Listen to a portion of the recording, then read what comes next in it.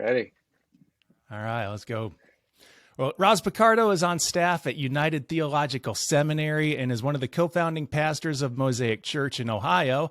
And Michael Beck is director of Fresh Expressions House of Studies, adjunct professor, also at United Theological Seminary, and is co-pastor at St. Mark's United Methodist Church in Ocala, Florida, and Wildwood United Methodist Church in Wildwood, Florida.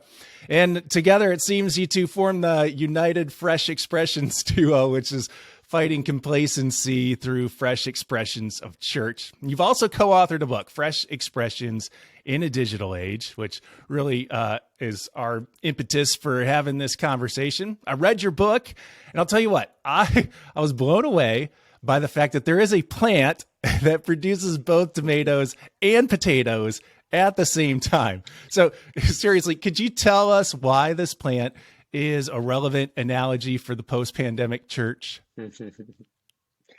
Yeah, man. Who likes to eat French fries without ketchup? Like, No. yeah, very weird people, I guess. But interestingly, that is kind of the way we've been offering church, right? It's been one form of church, one like Euro tribal kind of iteration of the church that, like a McDonaldized version, you can plant it on any corner and it kind of looks the same. And we're trying to really capture that image of hybridity. Like in Romans 11, Paul talks about this really cool image of the church is like a tree with deep roots. It's rooted in its traditions through Messiah Jesus, through the matriarchs and the patriarchs and the Torah. But then these Gentiles are being grafted in, and God is like grafting in these weird, maybe not so traditional looking kind of forms of church and people, and they're all like in the same organism. And so it's always kind of like the church's history. It almost defaults to like a bounded set community where there's like these clear boundaries, and then God's always like expanding the edges, breaking that open, grafting in new ways and new people and those things. So we thought that was a really good image for like hybridity in general, of offering different forms of church, both, fresh expressions that meet in first, second, third places, but also digitally. The church has to be a both and church that's offering those digital forms of church and analog forms of church that are both equally important. That kind of goes along with and I picked this up from Michael, it's actually real, but the tree of 40 fruit, which was more of an experiment, but a tree has 40 fruits on it, and it was created by Sam Van Aken, and it shows you that, you can have wild branches, but, that root being in Christ. And so this blended ecology of not just analog digital, but even going forward now, how can we move from more franchise-like or homogenous to more, heterogeneous or more of a mosaic when it comes to worship? Yeah. Well, there's something cool within that analogy where it's like the point is not to conform the tomato plant into the potato plant, so to speak, or to eventually have this 40 fruit tree be a singular fruit, right? So can you speak a little bit about like the ways in which fresh expressions exist on their own? Like, is the goal to kind of bring them back into, I guess, a more homogeneous form of or expression of church, or what's the vision moving forward? Well, there's a tension to be managed in the blended ecology where it's a both and we have to hold together. So we cultivate fresh expressions, Roz and I, to be church with people that don't go to church. That's the ultimate goal. It's forming Christian community with people where they live, wherever that is, tattoo parlors or dog parks or Facebook groups or wherever, Zoom rooms. But then there's this both and to that. So as we do that, and as we join the diversity of God in our community, and we get out, a lot of people have those stereotypes about Christians. Those things kind of get broken down, stereotypes about church. Oh, they're not these angry, hostile, judgmental people. They're actually all right. And, I may want to go check out what happens on Sunday morning. And so I think definitely Wildwood, and I think Mosaic too. A lot of people that connect with the church through those missional communities do actually bridge back into the inherited congregation. That's not the goal, but it happens a lot. And the inherited churches grow as a result of that. And it grows another way where you're kind of unleashing the mission force. People in my churches, they're like, the high point of my Christian life is I get to serve on the committee. What's the goal of this? And people want to do things that bring meaning and purpose and transform lives and communities. And so this also gives way, like, unleash people to see themselves as a minister and a pastor. And, oh, I can turn Mm. my little sewing circle or my yoga group into a fresh expression of church. So it's kind of this two-way unleashing that's happening. Yeah, you don't want to create a bait and switch and saying, all right, you've come to, this, gathering, whether it's, dinner church or recovery group or whatever it might be, and then say, all right, now that you're here, you have to come to real church, which is on Sunday morning at 10 a.m. Mm, So I think Christians create unnecessary barriers to conversion. So, we try to convert people in many different ways with many different hurdles. So then it's first maybe coming to a dinner church or a fresh expression, then coming Sunday morning, then dressing a certain way, then voting a certain way, and then conforming in other, aspects. And we end up creating these barriers instead of bridges. And so fresh expression saying, hey, this is worship, this is church. If you come, we just started a Wednesday night recovery service that Michael was actually our first speaker at, and it's on a Wednesday night. Now, a lot of those folk are never going to come on a Sunday morning, and you know what? That's okay. That's worship. So we Mm. have to think differently than 52 weeks a year and start thinking 365 days a year. amen. The traditional church model has changed quite a bit, or at least is in a period of transition spurred by the pandemic. And I'd guess that a lot of fresh expressions have been moved into a little bit of a transition as well. In fact, Roz, I think it was in one of your chapters, you wrote that really you're kind of measuring transition not so much even in months, but in weeks, that things are changing over that quickly. So are there some things that were working in the early part of 2020 that are now not so relevant in the latter half of 2021? I mean, I would say some of the changes we see from a digital format is people are not worshiping in real time. I mean, Mm, when we were growing, I think we're all around the same age, but 20 or 30 years ago, the big thing was ABC. When they would tune in and everybody would watch TGIF. Thank goodness it's yeah. Friday, and you had those great sitcoms. Well, you would, you know, 8 o'clock, you would sit right in front of the television and you knew what was coming. Now that's changed with on demand. And Mm, so I think at the beginning of the pandemic, people were watching worship in real time. And what we've seen as a trend is the viewership is not as high on Sundays, but later in the week it picks up. So people are not glued to that 1 hour or so on that sacred Sunday morning, but it's mm. worshiping on their own in their own way, just like they would watch something on Netflix or on demand. Yeah. Well, Michael and Roz, you're both practitioners in that realm, where you do kind of present online worship services, correct? How has that knowledge changed the way that you're putting together your digital worship experiences? Yeah. We Go ahead, Michael. Okay. Yeah. I'm seeing the digital space almost kind of like a blended ecology space in the same way that I would think of my parish, which is, a network of neighborhoods and people and places and practices. And so, my primary, from my generation, my context, a lot of people use Facebook. It's free. So we're translating some of those principles from Fresh Expressions to, like, find the third place, find the practice that connects people, because people don't really, they may or may not know their neighbor next door, but they'll connect around something that they get to do together communally. And does that translate into the digital space? So I'm not necessarily the Sunday worship service is one aspect of what we do. We have decided, and this is not some kind of universal prescription, but we need to have online church for online people and on-site church for our on-site people, and we don't try to actually do both. Because for us, Okay. we're churches that have no staff and no paid people to do anything, so it's an all volunteer priesthood of all believer thing. So we don't necessarily have those capacities, so we work with what we have.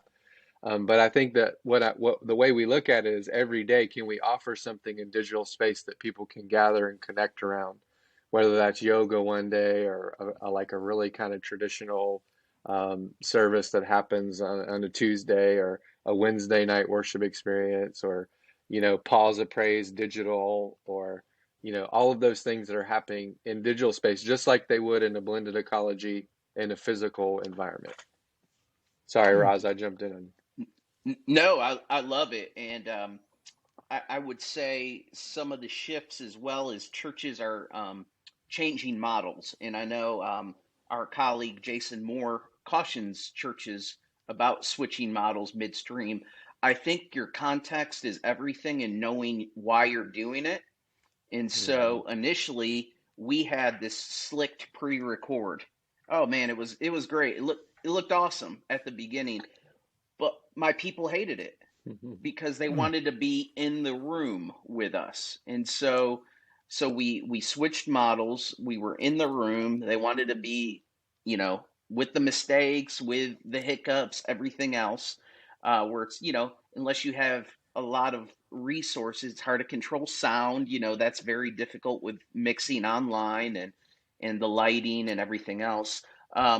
But what we discovered then was those who have already returned um, were satisfied with returning, and they didn't really need to. Our audience shifted then. Our focus shifted to, okay, it's going to be more for folk who have never done the door of our church, and if Hmm. online worship's it, then it's it. And so now I'm meeting people in worship that had never attended before, but had been worshiping with us online for 6 months.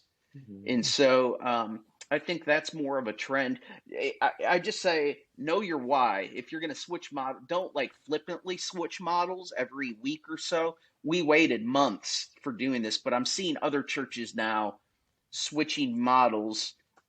One prominent church I know is going, they went from a nice pre-record with, I mean, they put a lot of resources in technology, and now they're finding, hey, our people want to be in the room. Hmm. Mhm. And so they made a shift just recently. And so um, I would say know your why. That's crucial. That's good. Yeah.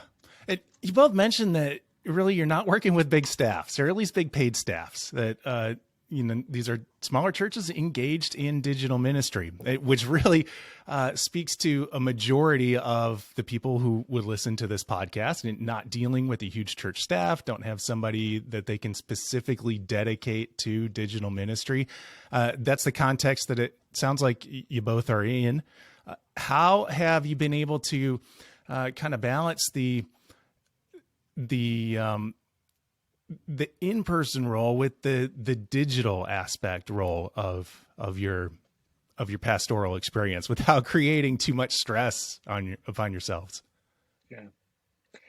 So with us, we've been trying to live in this whole idea of a priesthood of all believers. I Mm, feel like my calling in life, my wicked problem, is the destruction of the clergy caste system. mm, So I'm all about like releasing the whole people of God and doing team-based ministries. So with all of our fresh expressions, it's I'm not the key leader. I'm mm, the key cheerleader, encourager, helper when when that's needed, giving input and stuff. But I'm really more, I spent the first 10 years of my ministry trying to grow fruit on my own tree, which is nice. But now I really see myself as growing fruit on other people's trees, which is mm. to me, that's like the true work. Cool. So the teams that we have, it's the way that I'm able to balance that is we have like inherited church teams, care shepherds, doing old school like care packages, letters, phone trees, all that stuff. That's like the bread and butter of the traditional church. And then we have, like our digital church teams, our fresh expressions teams. And like if you look at living room church, it's mostly just lay people and they're spread all over the country. So one of the ways we started to try to bring people in was like to give them a leadership role, like what Jesus did, on the job training, like a lot of times I feel like our discipleship is like we're playing football with no end zone or soccer with no goalpost. Like we just run around for a while and we go, what's the point of this? Like, but the point of our discipleship should be to form new Christian communities. Every person, not just like the professional church planner, expert, specialist, every follower of Jesus. And I think like Roz has always talked about this so well, is that the digital space allows for a leveling of the playing field where people can use these cheap free technologies to like really connect with people and do this and be empowered to do it. And people that maybe wouldn't have been comfortable like in a physical setting leading a fresh expression, we're seeing them do things like video game church and people even who are like on the autism spectrum and they're pastoring a community of people because they're able to use these digital technologies in ways that maybe they wouldn't have been able to do that in like a physical on-site place. So Yeah, and my dissertation was in bivocational ministry, so Michael and I are the same cut of the same cloth, where we try to work ourselves out of a job, um, and empower folk. And so, even though we have a paid person that has kind of led the charge on this, before she came on staff, I was kind of I was the cheerleader.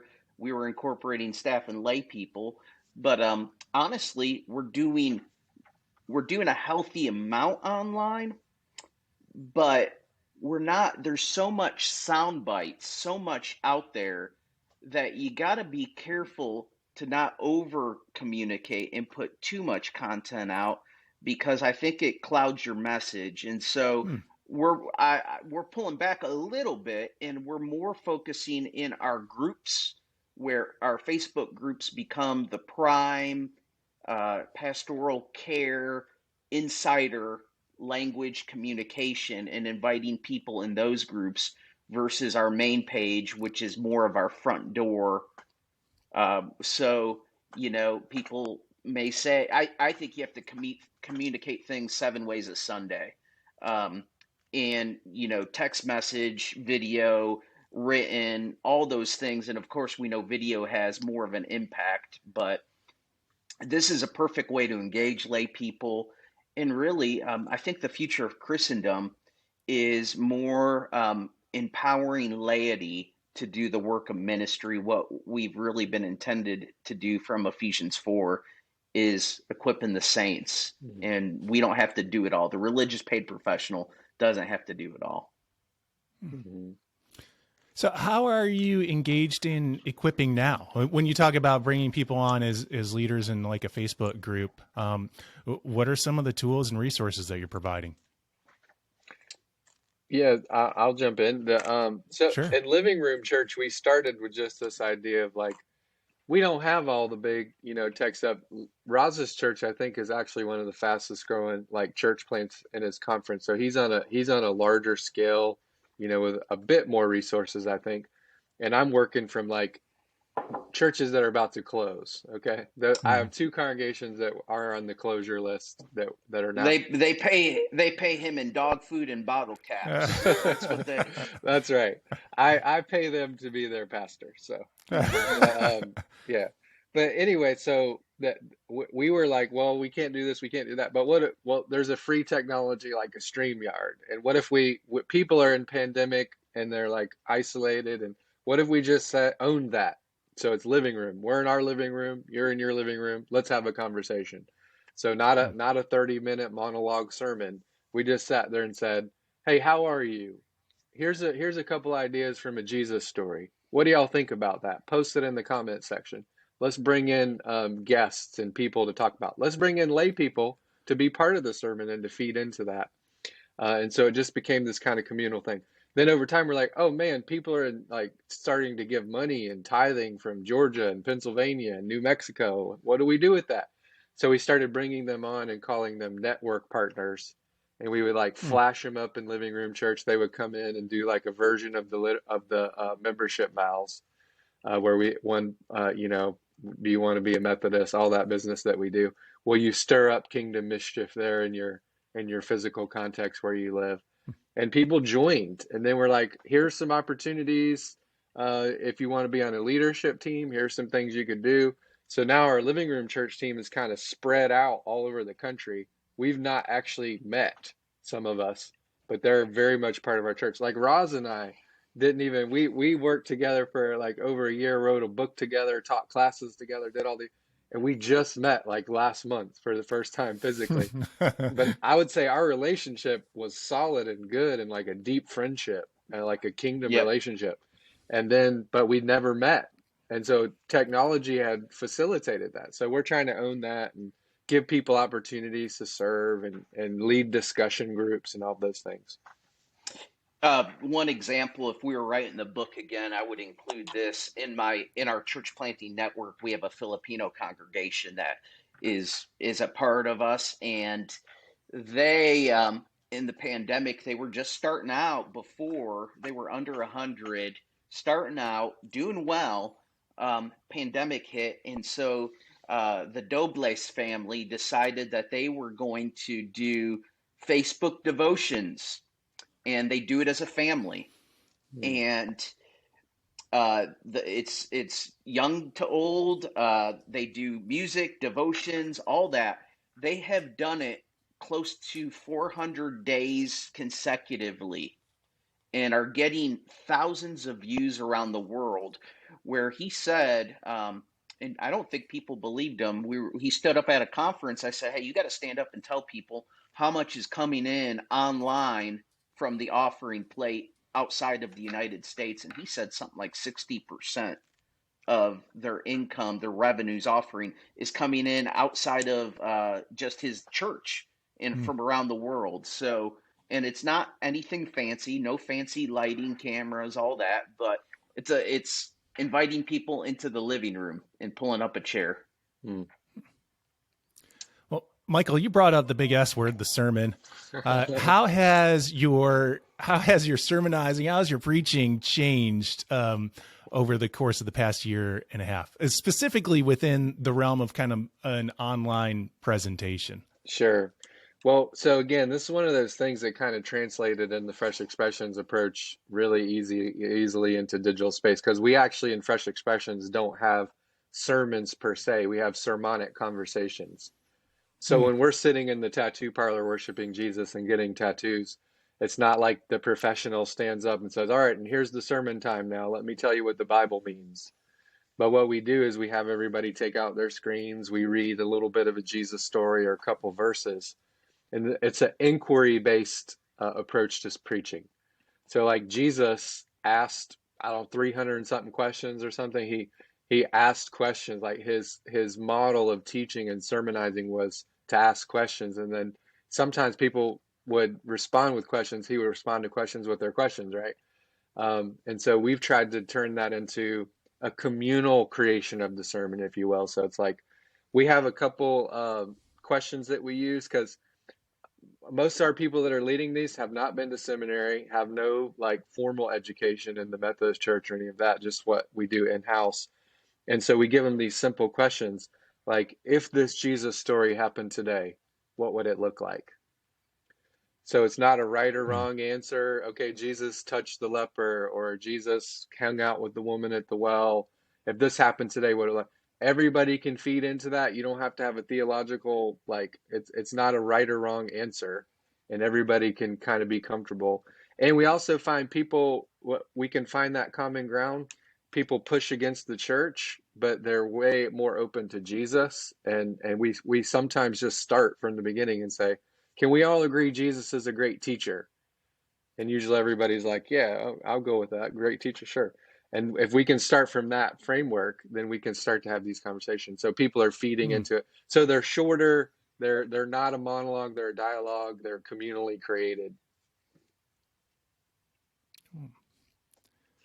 Well, Roz, have you changed in delivery over the past year and a half? Yeah, I mean, I think hitting on Michael said, moving from monologue to dialogue, shorter is better.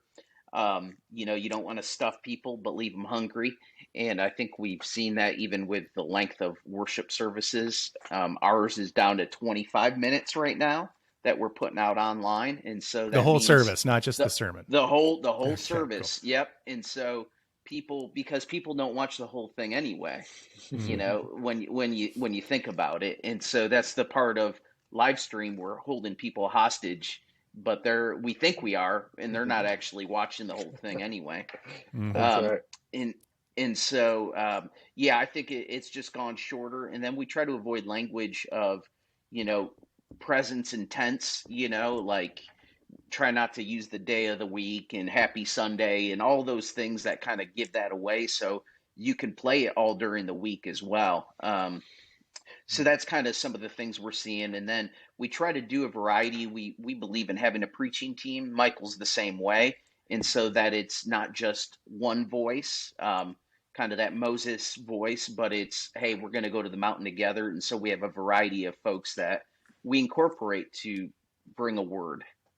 Mm.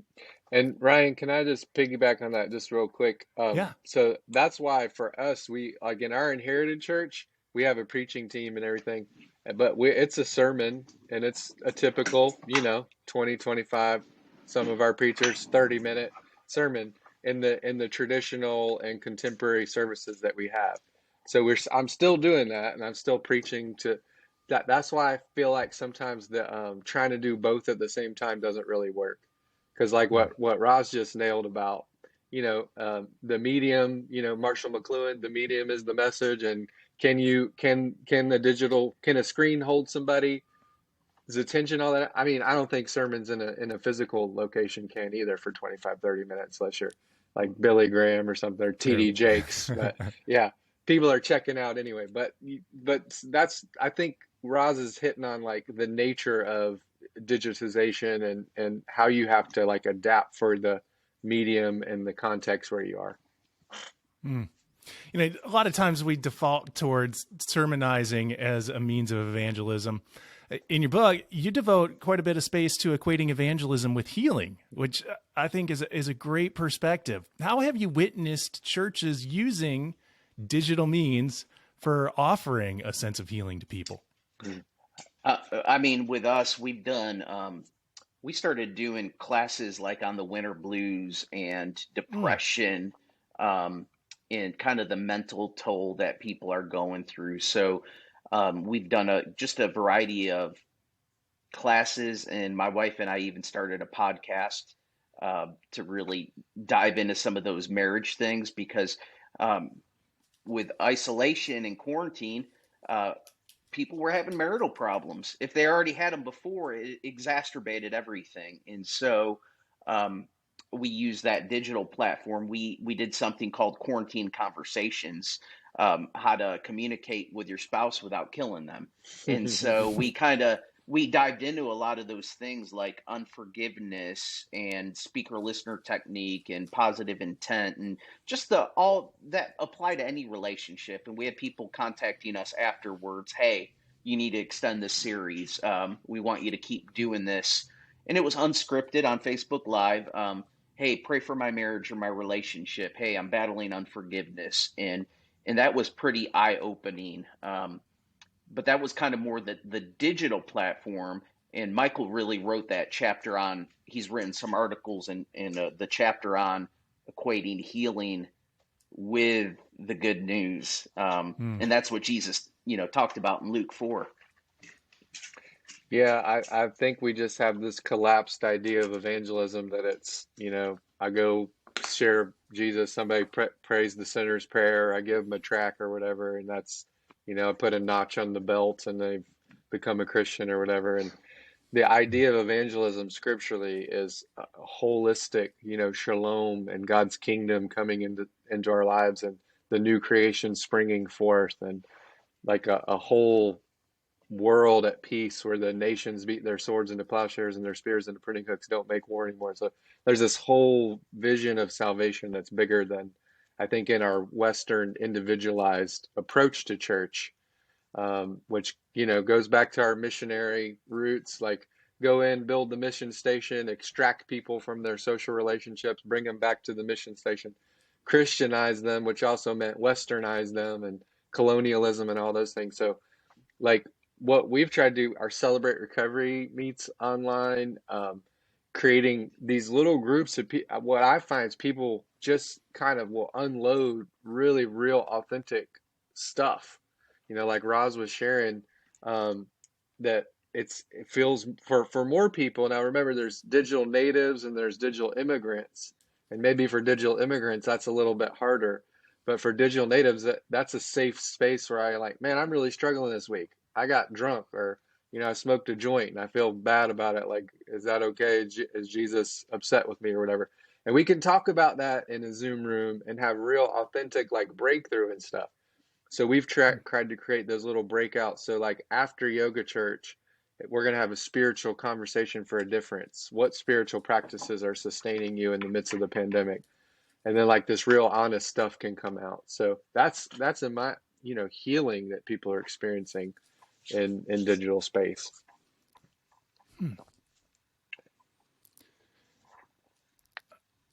Let's transition a little bit. Let's get into the deep theological weeds.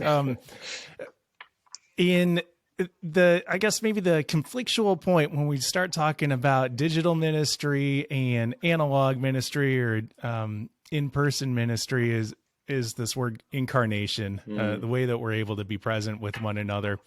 And it seems that so often when we talk about digital ministry, it's it's being used as a step towards the in-person incarnation.